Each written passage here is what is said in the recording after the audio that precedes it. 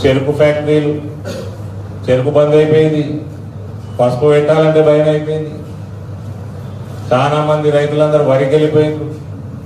వరి కొనుగోలు కూడా మొత్తం కేంద్రం మీద ఆధారపడి నడిచింది 10 ఏళ్ళు. FCI అనేక మార్లు లిఖితపూర్వకంగా రాష్ట్ర ప్రభుత్వాలకు రాయడం,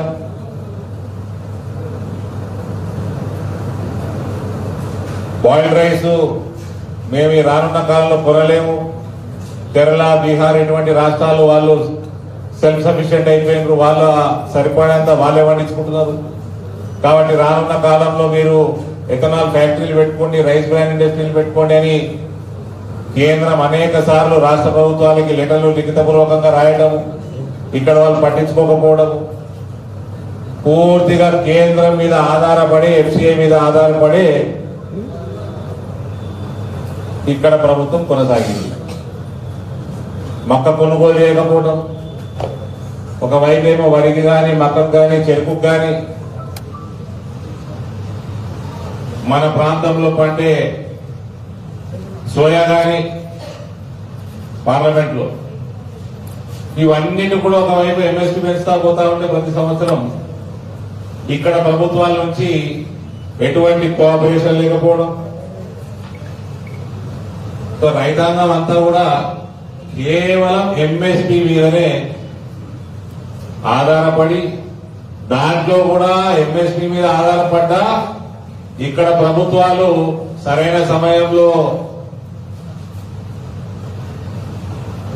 ప్రొక్యూర్ చేయకపోవడం, ప్రొక్యూర్ చేస్తున్నా తరుగు తీయడం, తరుగు తీస్తుంటే ఏ కాంగ్రెస్ పార్టీ కానీ TRS వాడు కానీ రైతుని ఆదుకుంటానికి రాకపోవడం, ప్రశ్నించింది, కొట్లాడింది. ఆనాడు కూడా వరి రైతుల కోసం ప్రొక్యూర్మెంట్ సరిగ్గా లేదు, అన్యాయం జరుగుతున్నది BJP పార్టీ.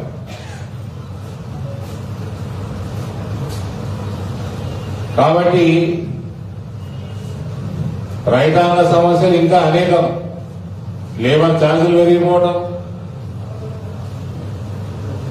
గల్ఫ్ మైగ్రేషన్ పెరిగిపోవడం, ఇట్లా రైతాంగం ఎంతసేపు MSP ఆధారపడ్డ పంటలు, అందులో వరి మీదనే ఎక్కువ దృష్టి మళ్లించిన సమయం నుంచి ఇవాళ సంవత్సరానికి కొద్దిగా రేటు పెరుగుకుంటూ ఇలా పసుపు 14,000 రూపాయలు ఉన్నది. మక్క MSPలు పెరిగినాయి. చెరుకు నిన్న పెంచారు మళ్ళా FRP. చెరుకు ఫ్యాక్టరీలు తెరిసే ఊసులేదు. ఇంకా ఆ ప్రభుత్వం అయింది, ఈ ప్రభుత్వం వచ్చింది 3 నెలలు అయింది. 500 రూపాయలు అడిషనల్ గా బోనస్ ఇచ్చి కొంటమన్నారు. కొంతమంది వాళ్ళు మళ్ళా పెద్ద మనిషిని పెట్టి ప్రెస్ మీట్ పెట్టి MSP కంటే తక్కువ ఉంటే అప్పుడు మేము 500 ఇస్తామని మాట వెనుక చేసిండ్రు. 2 లక్షల రుణమాఫీ మీడియా మిత్రులే చెప్పాలి ఏ స్థాయిలో ఉందో. ఇతర గ్యారంటీలు పేర్లు మంచుకున్నాయి. మహాలక్ష్మి, గృహలక్ష్మి, ధనలక్ష్మి, జ్యోతి గృహజ్యోతి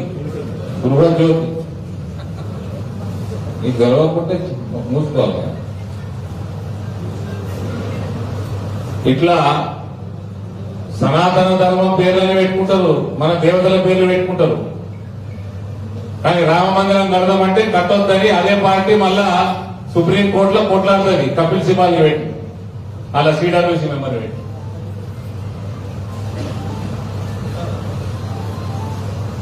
ఇవన్నీ కూడా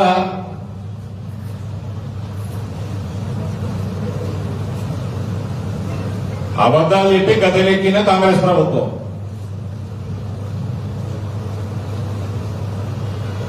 వీటి మీద ఏంది ప్రణాళిక, ఎప్పటి నుంచి ఇస్తారు? ఎలక్షన్ల కోసం నెల ఇచ్చి మళ్ళీ గాయమవుతారా? వీటి మీద ఏం మాట్లాడతలేరు కాంగ్రెస్ పార్టీ. శ్వేతపత్రాలు విడుదల చేస్తారు. రాగానే 100 రోజుల సమయం అడిగింది. 100 రోజులు దగ్గర పట్టింది. ఇంకా సపోర్ట్ సరుకులు లేదు. ఇక్కడ ఈ జిల్లాకు సంబంధించిన కాంగ్రెస్ పెద్ద మనిషి 2004 నుంచి 14 దాకా మంత్రి పదవి ఉన్నది. అప్పట్లో 2005లో అసెంబ్లీ హౌస్ కమిటీ వేసింది చక్కెర ఫ్యాక్టరీల మీద. ఓ సంవత్సరం టైంపాస్ చేసినంత రిపోర్ట్ ఇచ్చింది. చక్కెర ఫ్యాక్టరీలు పూర్తిగా మళ్ళా ప్రైవేటీకరణ నుంచి ప్రభుత్వం టేక్ ఓవర్ చేసుకోవాలని. వాళ్ళు ఈ పెద్ద మనిషి ఏమన్నా మంత్రిగా అప్పటి రత్నాకర్ రావు గారు ఆ కమిటీ రిపోర్టు మళ్ళా వాళ్ళ ప్రభుత్వమే గుటదాఖలు చేసింది. దాని తర్వాత పట్టించుకోకపోవడం, లాస్ట్లలో అట్లనే నడపడం. కేసీఆర్ ఉద్యమం సమయంలో రాగానే టేక్ ఓవర్ చేస్తాం 100% అనడం. ఎవడన్నా చెక్కు ఫ్యాక్టరీ గేట్ల మీద చేతెత్తే చేతులు నరికెత్తా అన్నాడు కేసీఆర్. ఎన్నిసార్లు మోసపోతారండి రైతులు? ఎన్నేళ్లు మోసపోతారు, ఎన్ని దశాబ్దాలు మోసపోతారు. చెరుకు రైతులైనా సరే నిన్న మొన్నటి దాకా 2019 దాకా పసుపు రైతులైనా సరే, వరి తరుగు తీసుట్లయినా సరే, మొక్క కొనుగోలు చేయకపోవడమైనా సరే,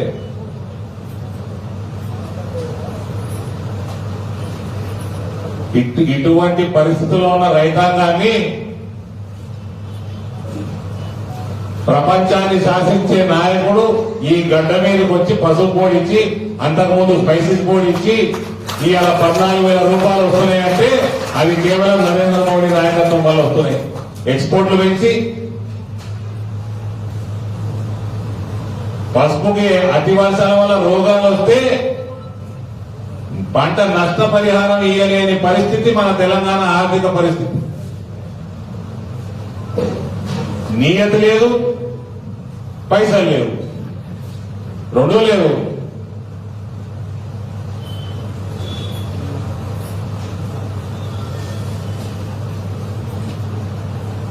అటువంటి పరిస్థితి నుంచి ఇవాళ పసుపు రైతు మళ్ళా పునర్వైభవం చూస్తా ఉన్నాడు.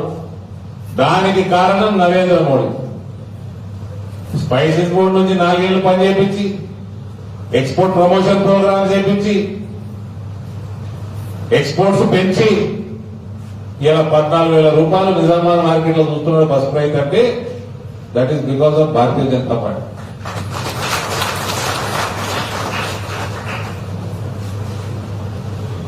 ఇట్లా జరుగుతా ఉంటే కడుపు మండిపోయి బీజేపీ పెరుగుతున్నది.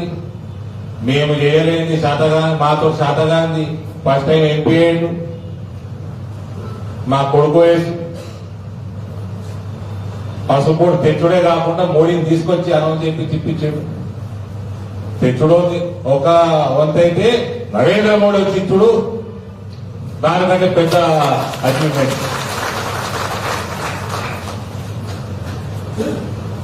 ఏం చెప్తారు? పసుపు విస్తీర్ణత తగ్గింది కాబట్టి రేట్లు పెరిగినాయి. అక్కడికి అందో పసుపు విస్తీర్ణత తగ్గలేదు, పెరిగింది. దేశంలో పసుపు విస్తీర్ణత పెరిగింది. అక్కడికి అందే తెలుగులో ఏమంటారు? తెలుగు తక్కువవాడా? సౌదాయి పెట్ట తెలంగాణ యాసల దిమాగ్ లేనివాడు. విస్తీర్ణత దేశంలో పెరిగింది. 2018-19 నుంచి 2022-23 వరకు 1,50,000 ఎకరాలు ఈ జగ్త్యాల మెట్పల్లి కొరట్ల మీడియా కూడా ఇచ్చేయండి సాఫ్ట్ కాపీ. 60,000 హెక్టార్లు 1,50,000 ఎకరాలు దేశంలో పసుపు విస్తీర్ణత పెరిగింది. సాగు పెరిగిన సాగుకి ఎక్స్పోర్ట్లు పెరుగుకుంటా ధరలు పెంచి ఇవాళ రైతాంగం బాగుపడుతున్నది. దీనికి నరేంద్ర మోడీ యొక్క ప్రోయాక్టివ్ గవర్నెన్స్, ఎక్స్పోర్ట్స్ పెంచడం, పసుపు ఎక్స్పోర్టే కాదు అన్ని దేశంలో ఏది ఎక్స్పోర్ట్ కావాలో అన్నిటి మీద దృష్టి సారించడం. ఇవాళ ఇంత మంచి పనులు జరిగి పసుపు రైతుల ఇళ్లల్లో ఇవాళ సంతోషం వెదజల్లుతున్నదంటే నరేంద్ర మోడీ కృషి ఉన్నది దాని వెనక. వాళ్ళు ఏం చేస్తారు? అబద్ధాలు చెప్తున్నారు. విస్తీర్ణత తెలంగాణలో తగ్గింది, దేశంలో పెరిగింది.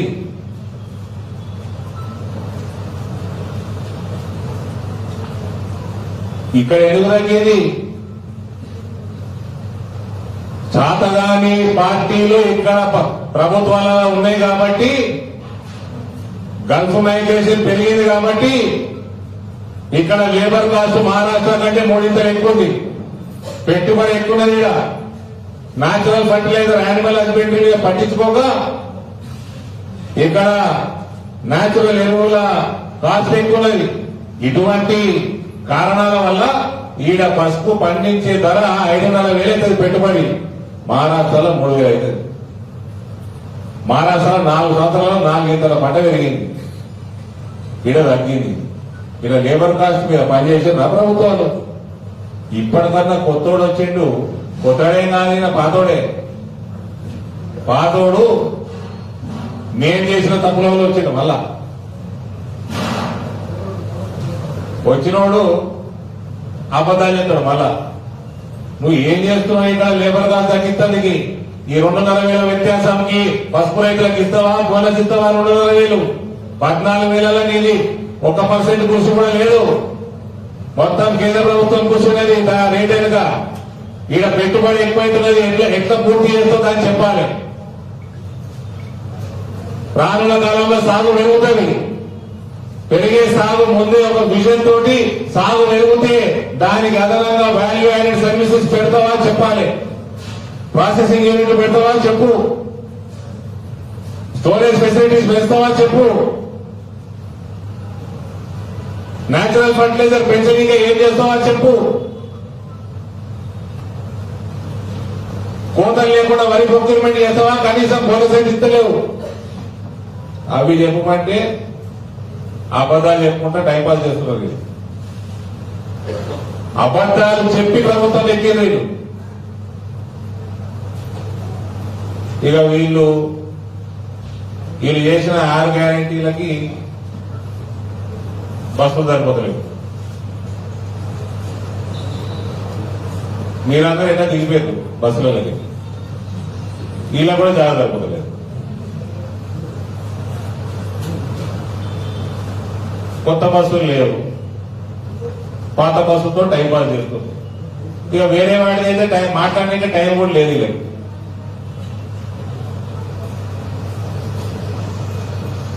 వీళ్ళు పని చేయరు, పని చేసిన పని చేయలేరు. వీళ్ళు వీటికే గ్యారెంటీలకి, ఇలా 6 గ్యారెంటీలకి, మెయిన్ గ్యారెంటీలకి గతి లేదు. ఇక వీళ్ళు గల్పు సోదరులకు ఏదో చేస్తున్నారు. 6 గ్యారెంటీల బయట ఇంకా 400 గ్యారెంటీల పైన ఉన్నాయి. వీటి సంగతి ఏంటి?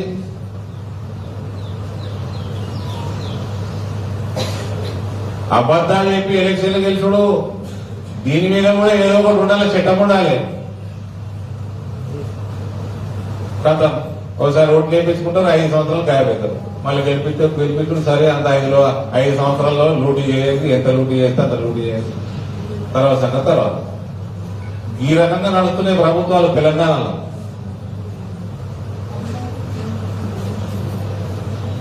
ఇవాళ మహిళా సంఘాలకు 8 సంవత్సరాల నుంచి పావుల వడ్డీ లేదు, 7 రూపాయల వడ్డీ కడుతున్నారు. 5 రూపాయలు నరేంద్ర మోడీ గారు సబ్సిడీ ఇస్తున్నారు. ఇక్కడ 4 రూపాయలు ఇచ్చేది లేదు, పావుల వడ్డీ లేదు. 6,300 కోట్ల రూపాయల రుణాలు నరేంద్ర మోడీ నిజామాబాద్ పార్లమెంట్ లో మహిళా సంఘాలకు ఉన్నాయి. ప్రతి సంఘం, ప్రతి 10 మహిళల ఒక సంఘానికి 13 లక్షల సగటున వాళ్ళకి రుణం నరేంద్ర మోడీ దగ్గరికి ఉన్నది.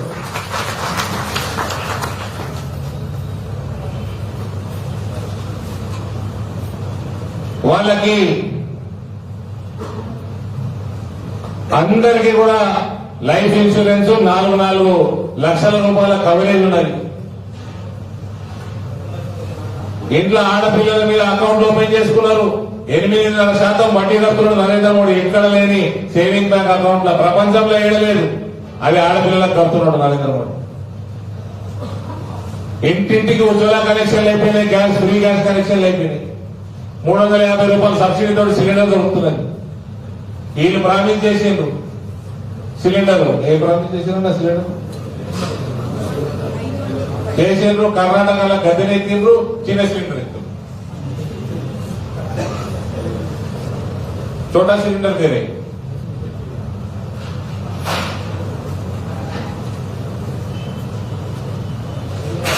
అంటే ఇవన్నీ ప్రజలను మోసం చేశాడు కదా.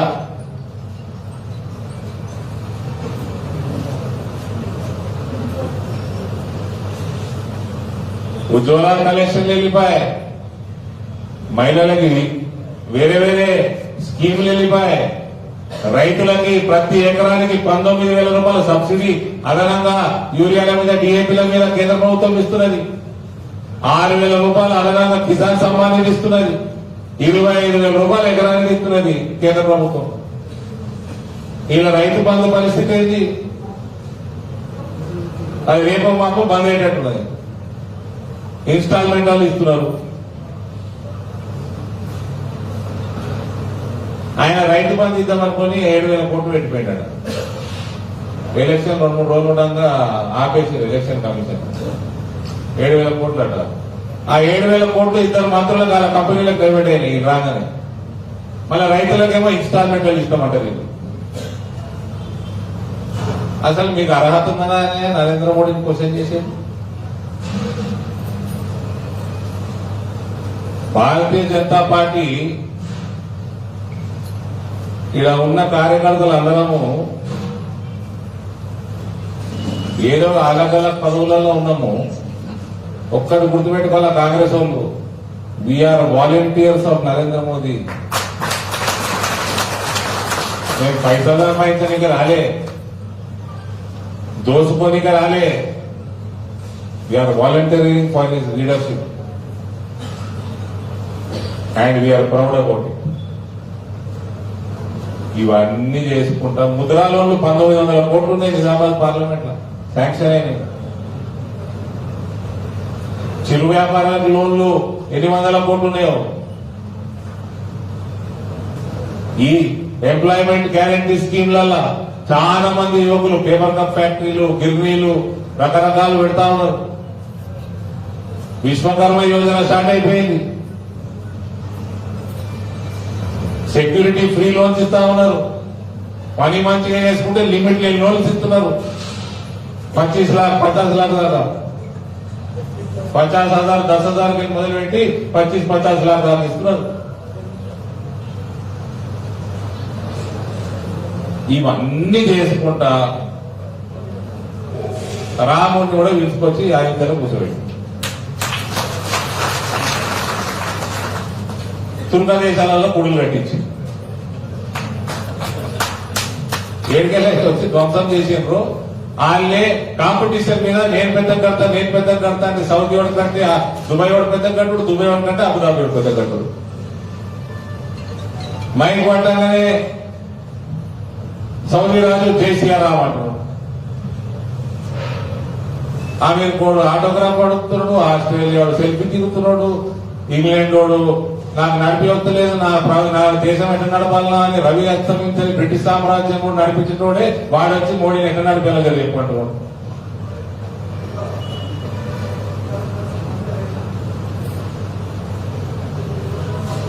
ఈ కాంగ్రెస్ వాళ్ళ లెక్క నెత్తి మీద ఎక్కించుకున్నాం మేము కొందరిని. మాకు ఇక్కడ పంచాయతీ ఎక్కువైపోయిందని ఫ్రాన్స్ వాడు వచ్చి ఏం చేయాలని అడుగుతున్నాడు.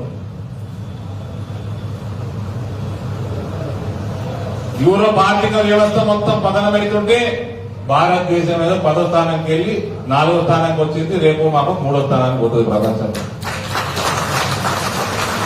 ఇటువంటి నాయకుడిని తీసుకొచ్చి మన గడ్డ మీద పసుపోడి ఇప్పిస్తే 35 సంవత్సరాల కడుపు మంట తీరుస్తే వీళ్ళు వచ్చి కాంగ్రెస్ వాడు వచ్చి విస్తీర్ణత తగ్గింది, రేట్లు పెరుగుతున్నాయి. అరే బేవకు, విస్తీర్ణత పెరిగింది దేశంలో. భారతదేశం ఒకటే. ఇంకా మీ ఎంపీ ఒకటి కర్ణాటక వాడు సౌత్ ఇండియాని సపరేట్ ఇండియా అడుగుతున్నాడు. అయిపోయింది అనుకోకుండా ఎక్కడ కాదు. రేపు మాకు పాకిస్తాన్ కూడా కలుపుతాడు మా సార్.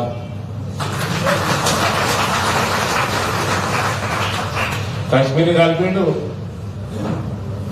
ఆ పిఎంకి ఎవడు లొల్లి పడుతున్నాడు, మేము అటుపోతామని. ఆ పిఎంకి ఏమన్నా పాకిస్తాన్ వచ్చినా వస్తుంది ఏ రోజు. ఈయనేమో భారత్ చూడని తిరుగుతున్నాడు, ఆయన ఎంపీ ఏమో భారత్ తోడు అంటున్నాడు. మళ్ళా భారత్ చూడ అనుకుంటే సంకలంలో మళ్ళా భారత్ తేరే తుకుడే ఉంగే ఇన్షాల్లా తోడు అని సంకల్పడు. ఇక వీళ్ళు దేశం అసలు ఇలా ఓటేస్తే అడగండి. ఆ నరేంద్ర మోదీ గారు మళ్ళీ 400 సీట్లతోటి ప్రభుత్వంలోకి వస్తున్నాడు. మన దగ్గర వండే పంటలు మొత్తం పసుపు కాదు, పసుపు అయితే ఎక్స్పోర్ట్ అయితే ఉంటుంది కానీ వేరే పంటలు అన్ని కూడా కేంద్ర ప్రభుత్వం మీద ఆధారపడి ఉన్న పంటలే మొత్తం. కాంగ్రెస్ ఓటేసినందుకు దండగా. ఇక పార్టీ ఉన్నది, నిలబడకపోతే పరువు ఉన్నది. ఆ నోళ్ళు ఒకళ్ళు నేను నిలబడాలంటే ముక్తున్నారు ఓళ్ళు ఒకళ్ళు.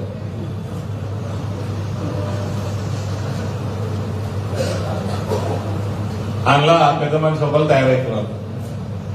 కానీ నిలబడి నామినేషన్ అయింది, ముందా కొట్లాడుండ్రి, ఓడిపోండి, ఏం ఇబ్బంది లేదు. నా కళ్ళద్దానికి ఎందుకు పడుతుందా?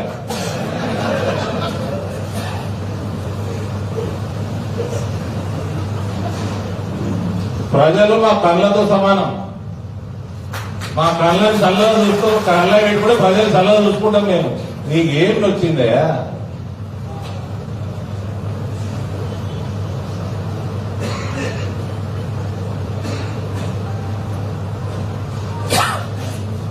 నేను నిన్న ఇక దీనికంటే ఇంకా మాట్లాడా అన్నా. మళ్ళా కెలికిరా కశ్మీర్కి వెళ్ళి కన్యాకుమారి దాకా కాంగ్రెస్ పార్టీ దశాబ్దాల వారికి ఎట్లా కథమైంది చెప్తాను. ఎందుకు కథమైంది, ఎట్లా కథమైంది చెప్తాను. ఈ 2 రాష్ట్రాలలో కూడా ఫ్యూచర్ ఏముందో ఏం లేదో కూడా చెప్తాను. ఊరికే సెల్ఫ్ గోల్డ్ చేసుకోకూడదు.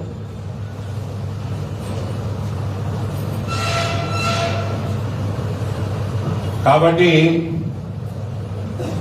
ఇక్కడ ఉన్న నా ప్రతి ఒక్క సోదర సోదరిమణి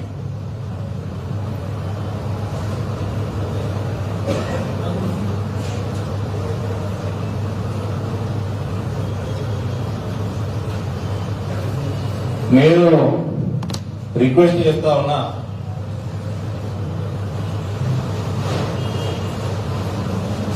మోడీ గారిని గెలిపించడం మన కనీస ధర్మం. మోడీ గారు 370 సీట్లు అంటున్నాడు, దాన్ని 371 చేయాలి మనం అందరం కలిసి తప్ప 69 కానీ. అబ్కి బార్ 400 పార్ ఎన్డీఏ అంటున్నారు.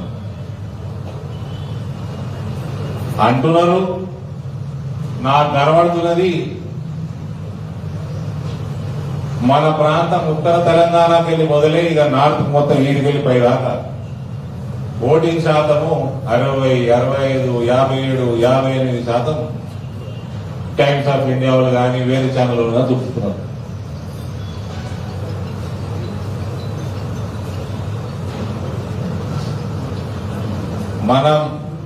మనం చేయాల్సిన కర్తవ్యం మనం చేద్దాం. మన బూత్ స్థాయి నుంచి మొదలు పెట్టుకుందాం, పార్లమెంట్ స్థాయి దాకా నరేంద్ర మోదీ గారి యొక్క కార్యక్రమాలన్నింటినీ కూడా ఇంటింటికి తీసుకుపోవటం, ఆయనకి భారీ మెజారిటీ తోటి ఆయనని మనం గెలిపించి ఆయన నాయకత్వాన్ని బలపరచడం. ఇది ప్రతి ఒక్క హిందువుది నా లెక్క ప్రకారం కనీస ధర్మం.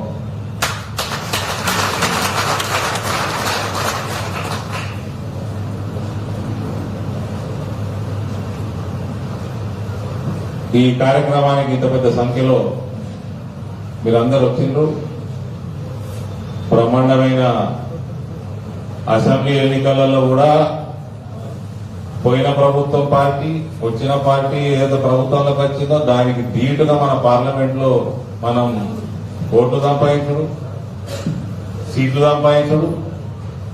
ఇక అసెంబ్లీకే కానీ మనకు ఈక్వల్ ఓట్లు వస్తే ఇది ఇప్పుడైతే మోడీ ఎలక్షన్ అయిపోయింది. మోడీ ఎలక్షన్ లో పోయినసారి 8% అసెంబ్లీకి వెళ్ళి 46% పార్లమెంట్ వచ్చిన పార్టీ మాది, మళ్ళీ రైతులు సపరేట్ వేసుకోండి 9%. ఇవాళ రైతాంగం మనతోటే ఉంటుంది. ఇవాళ ఆల్రెడీ 30% మనకు అసెంబ్లీలో పడ్డాయి. కాబట్టి రాముడికి నచ్చిన రాజ్యానికి అధిపతి అయిన నరేంద్ర మోడీ నడిపిస్తున్న ఏ పద్ధతిని అయితే నడిపిస్తున్నాడో అది నచ్చి ఇలా రాముడు కూడా వాపసు వచ్చిందంటే అటువంటి రామరాజ్య స్థాపన జరుగుతుంది, మొదలైంది. అటు రామరాజ్య స్థాపన కోసం మన వంతు కృషి మనం చేద్దామని తెలియజేస్తూ మరోసారి బస్సు యాత్ర 26కి వస్తుంది కదా మనకి. సో మన జిల్లాల జగిత్యాల జిల్లాల మన పార్లమెంట్ వచ్చు 26 నాడు అందరం కూడా బస్ యాత్రని 26, 27 వెళ్ళిపోతుంది. మళ్ళీ వేరే జిల్లా నిజామాబాద్ వెళ్ళిపోతుంది.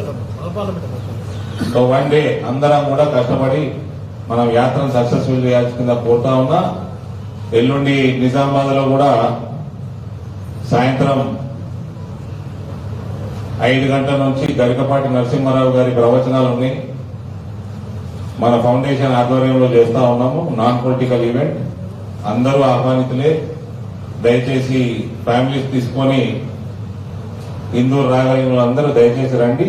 వేరే వాళ్ళు లైవ్ లో చూడండి. ఆ తర్వాత ఆయన 2 పద్మశ్రీ నరసింహారావు గారి ప్రవచనాలు 2 hours అయిపోయినాక కన్నయ్య మిట్టల్ గారని जिसने राम को लाया है हम उनको लाएंगे అన్న పాట అయితే ఫేమస్ అయిందో యూట్యూబ్ లో అందరు వింటున్నారు. ఆయన కూడా రావడం జరుగుతున్నది. ఆయన భజన కార్యక్రమాలు కూడా నరసింహారావు గారు ఇమీడియట్ తర్వాత ఆయనది కూడా ఉంటుంది. సుమారు రాత్రి 10 గంటల వరకు, 5 నుంచి 10 గంటల వరకు ఈ కార్యక్రమాలు కొనసాగుతా ఉంటాయి. దయచేసి మీరందరూ కూడా రావాల్సిందిగా కోరుకుంటూ సెలవు తీసుకుంటా ఉన్నాను. భారత్ మాతాకి